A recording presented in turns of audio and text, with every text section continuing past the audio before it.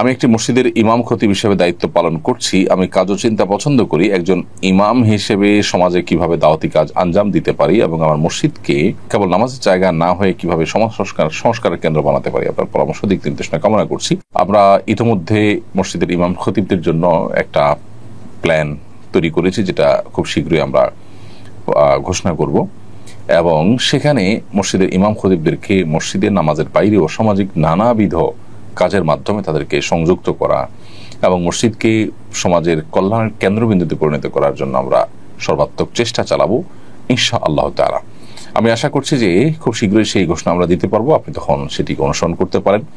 আমরা আপাতত আপনাকে যে পরামর্শটা দিতে পারি সেটি হলো যে মসজিদে নানাবিধ কল্যাণমূলক কাজ, সামাজিক কাজের উদ্যোগ নেওয়া যেতে পারে। যেমন মসজিদের আশপাশটাকে পরিচ্ছন্ন করা, পরিবেশটাকে সুরক্ষিত রাখা।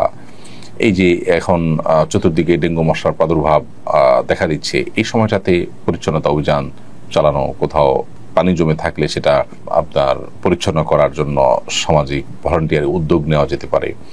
এর বাইরে পরিবারগুলোতে যে কলহ হয়ে থাকে, দাম্পত্য কলহটা দূর করার জন্য কাউন্সিলিং এর প্রোগ্রাম উদ্যোগ নেওয়া যেতে পারে। খতিব সাহেব, ইমাম সাহেবরা ঘরে ঘরে গিয়ে মানুষকে সার্ভিস দিতে পারেন। দারিদ্র্য বিমোচনমূলক নানা উদ্যোগ হতে পারে। এই সমস্ত উদ্যোগগুলো নিয়ে আমরা মসজিদকে প্রকৃত অর্থেই একটি সামাজিক প্রতিষ্ঠানে রূপ দিতে পারি। কোরবানির চামড়া যথাযথ মূল্য না পাওয়ায় অনেকে চামড়া নদীতে ফেলে দিয়েছেন কিংবা মাটিতে পুঁতে ফেলেছেন। এভাবে সম্পদ নষ্ট করা জায়েজ আছে কিনা, ন্যায্য মূল্য না পেলে করণীয় কি? প্রথম কথা হলো যে চামড়া বিক্রি করা না গেলে চামড়া নিজে ব্যবহার করা, বিশেষ করে রান্না করে খাওয়ার মতো প্রসেস আজকাল অনলাইনে অহরহ পাওয়া যায়। সো সেগুলো অনুসরণ করে আমরা এই সম্পদকে নষ্ট না করে সেটার ব্যবহার করার চেষ্টা করতে পারি। দ্বিতীয়ত কথা হলো, যদি সেরকম কোনো স্কোপ না থাকে, সুযোগ না থাকে, সেরকম সময় বা সার্বিক সুযোগ যদি না থাকে, তাহলে সেক্ষেত্রে কেউ যদি মাটিতে পুঁতে ফেলে তিনি গুনাহগার হবেন না ইনশাআল্লাহ, কারণ এটা তারপরে একরকম বোঝার মতো। কেউ যদি সেটা গ্রহণ করার মতো না থাকে, নিজে ব্যবহার করার মতো সুযোগ তার না থাকে সেভাবে, তাহলে সেক্ষেত্রে মাটিতে পুঁতে ফেলাটা নাজায়েজ হবে না। তবে এখানে যথাযথ কর্তৃপক্ষ যারা আছেন তাদের বিরাট বড় একটা দায় চলে আসে যে এত বড় মূল্যবান একটি সম্পদ সেটিকে যথাযথভাবে সংগ্রহ করা, সেটা যথাযথ ব্যবহার করার ব্যাপারে তাদের আরো জোরালো ভূমিকা থাকা দরকার, যথাযথ ভূমিকা পালন করা দরকার। দীর্ঘকাল চামড়ার যথাযথ মূল্য পাওয়া যেত, চামড়া শিল্প আমাদের দেশে যথেষ্ট সমৃদ্ধ ছিল, কিন্তু গত বেশ কয়েক বছর বিগত সরকারের আমলে এটিকে ধ্বংস করে দেওয়া হয়েছে। এটাকে পুনরুদ্ধার করাটা সময়ের সবচেয়ে প্রয়োজনীয় কাজগুলোর মধ্যে থেকে একটি। ইমরান মোল্লা আপনি লিখেছেন, একজন মুসলিম বোন খ্রিস্টান ছেলেকে বিয়ে করে ধর্ম পরিবর্তন করেছেন। এখন তিনি 5 মাসের অন্তঃসত্ত্বা। তিনি ভুল বুঝতে পেরে ইসলামে ফিরতে চান, কিন্তু ভাবেন এতে স্বামীর সাথে প্রতারণা হবে, আর আল্লাহ শিরক মাফ করেন, প্রতারণা নয়। তার বিশ্বাস মন ভাঙা মানে মসজিদ ভাঙা সমান। তিনি কি করবেন? তার ফিরে আসা এবং ভবিষ্যৎ সম্পর্কে পরামর্শ দিন। ভাই ইমরান মোল্লা, প্রথম কথা হলো যে এটি সঠিক কোনো কথা নয় যে আল্লাহ তাআলা প্রতারণা গুনাহ মাফ করবেন না। আল্লাহ তাআলা সকল গুনাহই মাফ করবেন। মৃত্যুর আগে মানুষ যে কোনো গুনাহ থেকে তওবা করবে, আল্লাহ তাআলা তার সবগুলোকেই ক্ষমা করবেন। আল্লাহ তাআলা বলেছেন, ওয়াতুবু ইলাল্লাহি জামিআন আইয়ুহাল মুমিনুন, হে ঈমানদারেরা তোমরা সবাই আল্লাহর কাছে তওবা করো, আল্লাহর দিকে ফিরে আসো। আল্লাহ বলেছেন, ইন্নাল্লাহা ইয়াগফিরুয যুনুবা জামিআ, আল্লাহ সকল গুনাহ মাফ করে দিবেন। অতএব প্রতারণা একটা পাপ, এমন কোনো পাপ নেই যে, এমন কোনো অপরাধ নেই যে অপরাধ করার পর প্রায়শ্চিত্ত করলে, মানুষ তওবা করলে, অনুশোচনা হলে তিনি সেখান থেকে ফিরে আসলে আল্লাহ তাআলা ক্ষমা করবেন না। সো প্রতারণার গুনাহ থেকেও তিনি আল্লাহ তাআলা মাফ করবেন। এক। দ্বিতীয়ত হলো, মানুষকে প্রতারিত করার চাইতে আল্লাহর সঙ্গে শিরকের ভয়াবহতাটা অনেক বেশি। তৃতীয়ত কথা হলো যে অমুসলিম যে ছেলের সাথে তার বিয়ে হয়েছে সে বিয়ের আসলে সংগঠিত হয়নি, অর্থাৎ শরিয়া দৃষ্টিকোণ থেকে সেটা কোনো বিয়েই হয়নি। আজকাল যে সমস্ত খ্রিস্টান আছে, বেশিরভাগ খ্রিস্টানরাই আসলে না যথাযথ খ্রিস্টান এবং না তাদেরকে আহলে কিতাব বলার মতো পর্যায়ে তারা পড়ে। সো এরকম মানুষদের সাথে বিয়ে হলে সে বিয়েটাই বিশুদ্ধ হয় না। অতএব যে ব্যক্তি আপনার স্বামী নন, যার সঙ্গে বিয়েটা আপনার বিশুদ্ধ হয়নি, সেখানে আপনার প্রতারণার প্রশ্নটাও আসে না। অতএব তার সঙ্গে বরং আপনার এখন যে সম্পর্ক আছে সেটা অবৈধ সম্পর্ক, সেটা থেকে সরে আসা আপনার জন্য আবশ্যক। আমাদের অনেকে দিন সম্পর্কে, ইসলাম সম্পর্কে বেশি ধারণা না থাকার কারণে এই ধরনের নানা ধরনের ধোঁয়াশাপূর্ণ বিষয় আমাদের মাথায় আসা এবং বিভ্রান্তিতে আমরা পড়ে যাই। অতএব আমরা আশা করব যে আল্লাহ তাআলা তাকে হেদায়েতের পথে ফিরে আসার তৌফিক দিবেন এবং তাকে আমরা আহ্বান করবো ইসলামের পথে ফিরে আসার জন্য, নাহলে অনন্তকালের জাহান্নামের যাত্রা নিশ্চিত হয়ে যেতে পারে। আল্লাহ আমাদেরকে সবাইকে হেফাজত করুন। সাইদুল ইসলাম আপনি লিখেছেন, ডিশ লাইনের ব্যবসা করা কি জায়েজ হবে?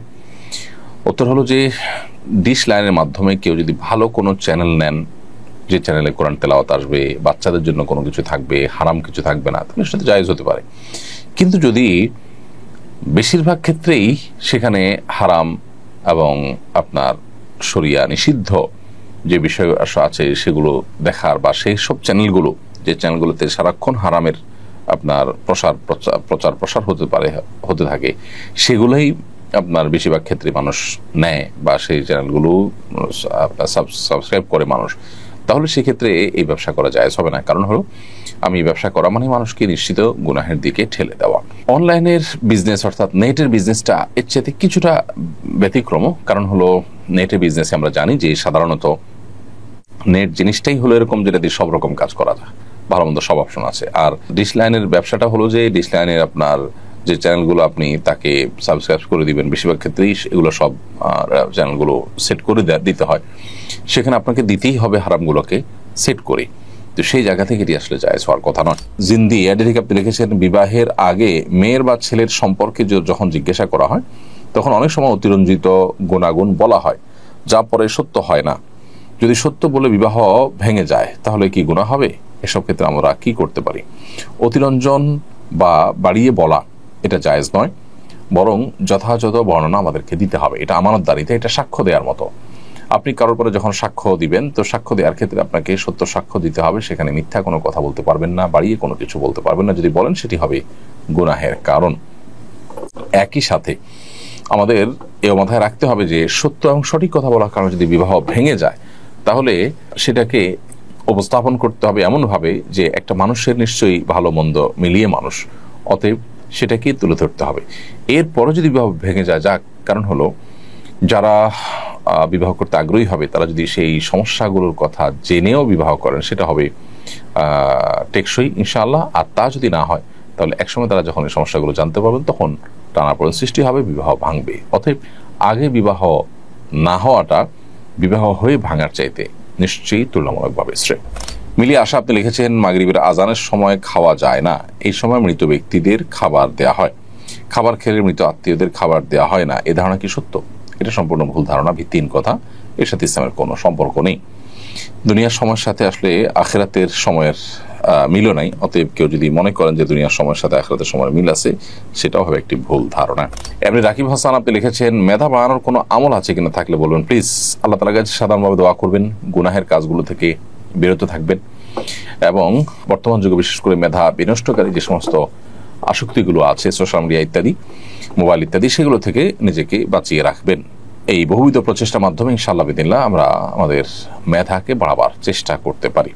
যদি কোনো ছেলে আর মেয়ে মজার ছলে কবুল বলে, তাহলে কি বিয়ে হয়ে যাবে? ফোকা হানাফের মতে প্রাপ্তবয়স্ক যদি হয়, তাহলে সেক্ষেত্রে তারা দুজন সাক্ষীর সামনে এরকম করলে সেটি বিয়ে হয়ে যাবে। অবশ্য অন্যান্য উলামা ইকরামের মতে বেশিরভাগ উলামা ইকরামই মেয়েদের ক্ষেত্রে বিশেষ করে অভিভাবকের সম্মতি ছাড়া বিবাহকে বিশুদ্ধ বলেন না, তাদের মতে এটাতে বিয়ে হবে না। আর এমনিতে কমন একটি জিনিস নবী সাল্লাল্লাহু আলাইহি ওয়াসাল্লাম হাদিস রয়েছে, সালাসুন জিদ্দুহুন্না জিদ্দুন ওয়া হাজলুহুন্না জিদ্দুন, তিনটি বিষয়ে সিরিয়াসলি করলে মানুষ যা হয়, দুষ্টুমি করে করলেও তা হয়, তার মধ্যে বিবাহ একটি বিধায়। এটাও দুষ্টুমি করে করলেও যদি শর্ত পূরণ হয়ে যাক, বিয়ে হয়ে যাবে।